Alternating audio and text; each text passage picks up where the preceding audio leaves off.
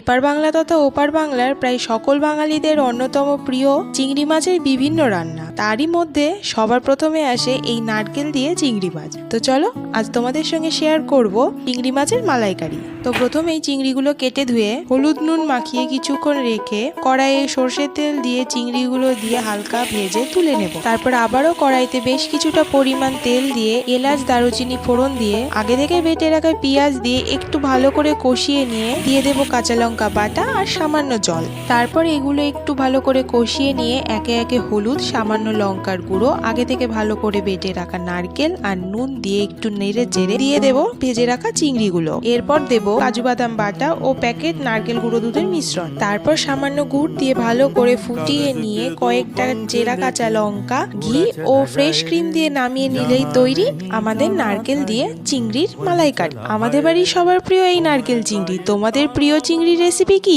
অবশ্যই জানিও।